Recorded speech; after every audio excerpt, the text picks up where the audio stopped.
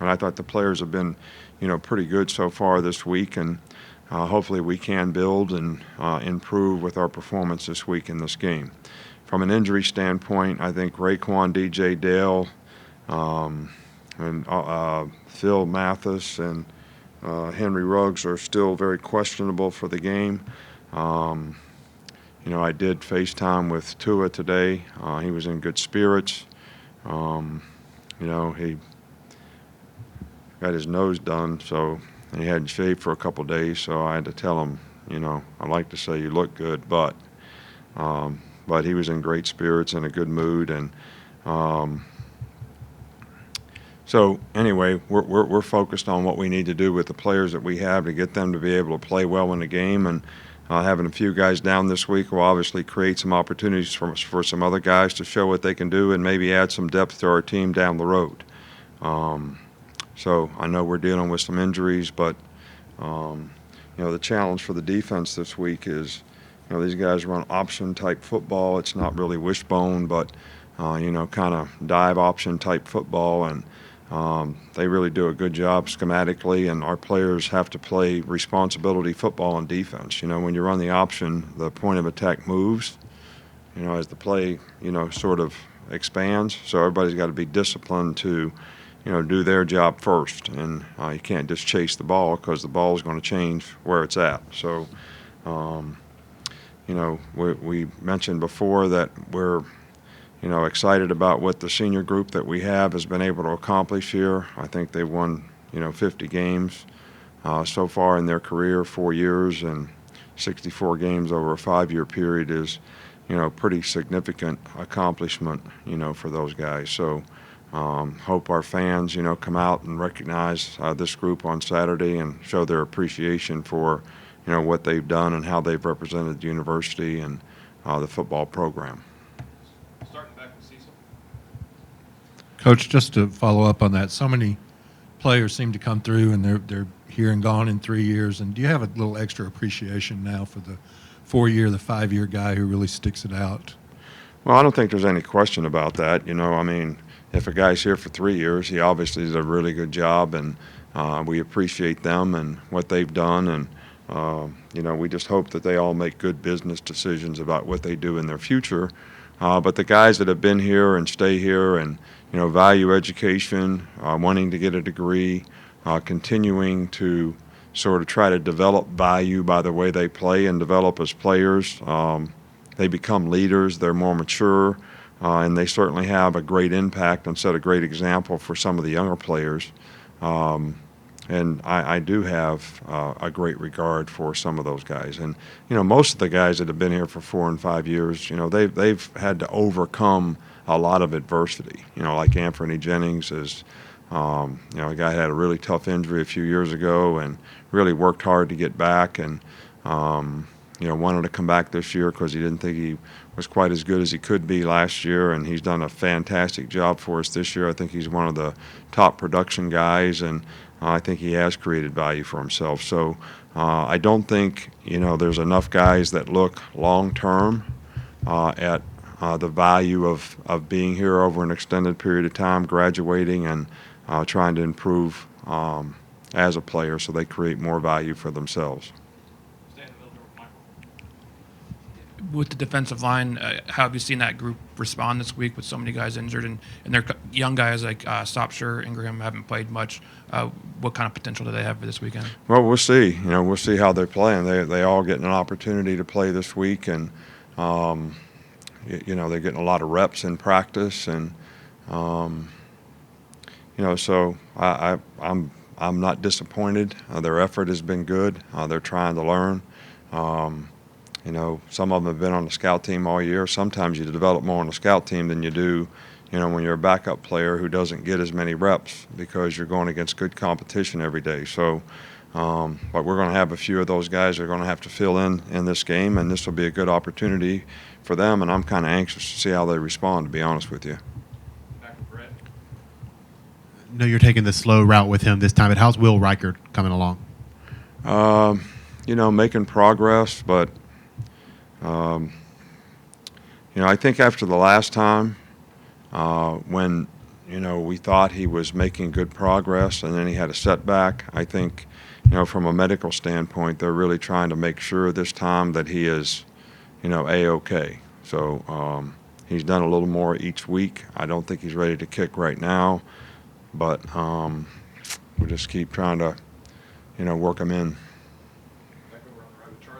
Sticking with that senior day theme, I want to ask about Josh McMillan. Just how is his recovery coming along? And is he a guy that could potentially come back for his 6th year with a medical red shirt? Yeah, I think so. We'll definitely petition for that, and then at least he'll have a choice as to whether he wants to do that or not. But all those guys are doing really well. Dylan's doing well. He's doing well. Trey Sanders is doing well. LeBron Ray is, come a long way in his rehab. So, there's all those guys are really progressing nicely, and Josh is a really mature, good leader. School's important to him, and I'm sure he'll make a great decision about coming back. We'd love to have him. We saw Jaleel Billingsley make his first catch. Has he kind of progressed too as a tight end, as somebody that you can use more than just a pass catcher, like you said earlier? Well, we've been using him, quite a bit in the games, more and more each week, especially since we lost Miller. He's got a lot of potential. He's improved a lot as a blocker, and I do think he can make a contribution. I think knowledge and experience is really important with him, so he's confident in what he's supposed to do and how he's supposed to do it, why it's important to do it that way. But he is a very athletic guy. He's a good pass catcher, but he's really made a lot of improvement as a blocker. Got two more. We'll start with Kurt. Coach, there's certainly a perception that offense has sort of taken over the game of college football. And I looked up in the SEC record book, and I did notice that most of the top offensive performances have been in the last 10 years. And I want another more games, that's part of it, but I wonder if maybe there are some other things that you think of, if you agree with that have contributed to it. And also if you think the pendulum will come back and defenses will catch up, or if we're seeing the future of football. No, I kind of think the game has changed, and I think it's changed. I think the rules that we have sort of benefited the offense. The advent of the RPO, because guys can go 3.5 yards downfield, and has created a totally different dynamic in terms of playing defense and being spread out on the field. I think personnel-wise, you see, because of this, even in high school, let's just say back in the day, you would play your best player at tailback and have 2 skill guys on offense playing wide receiver, and maybe some of the other guys play defense. Well, now, people have 4 and 5 guys playing skill positions on offense. They have several guys playing tailback. They have a very athletic guy playing quarterback, because that benefits you in this kind of an offense. So I think there's more players actually being developed as offensive players, because the style of play has changed, and they can enhance more opportunities. So I know it's more difficult to find, the kind of guys that you need now that are athletic enough to play the spread game. And some of the guys that are just big, slow guys that you could play, in the past when you were playing more of a wad ball type of game, they can't rush.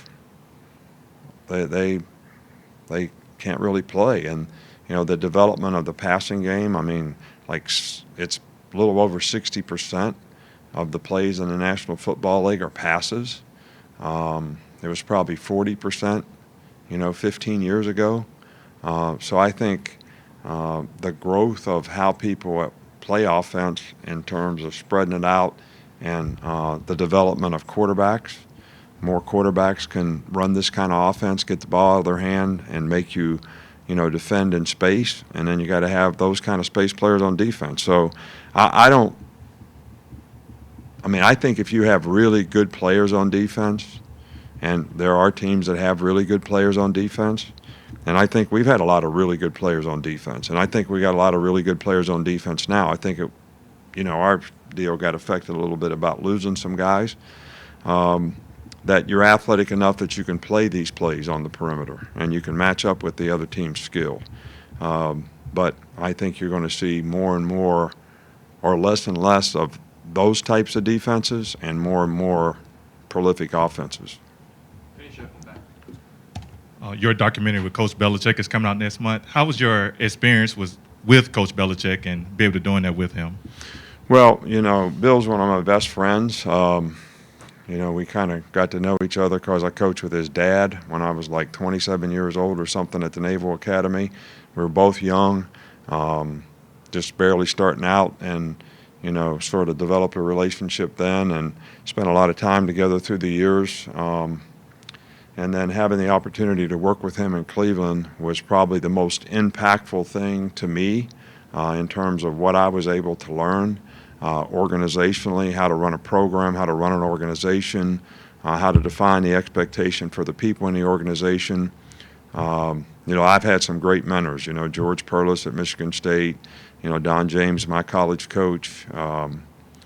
I've learned a lot from just about everybody that I've coached for, but Bill was unique in terms of how he did things and how well organized he was, and I've benefited tremendously from that experience. He's the best coach that I ever had the opportunity to spend time with, and not just coaching players on the field, but understanding the game and understanding what you have to do to build an organization, whether it's how you bring personnel to the team, how you evaluate personnel, what you're looking for, how you define that, critical factors at every position. I mean, there's not one part of what he does that's not really well thought out and well organized. And, he surrounds himself with people who believe in the same things that he does, and they have success because of it. And I can't say enough good things about him and how much I appreciate the relationship. I enjoyed doing it because we're good friends.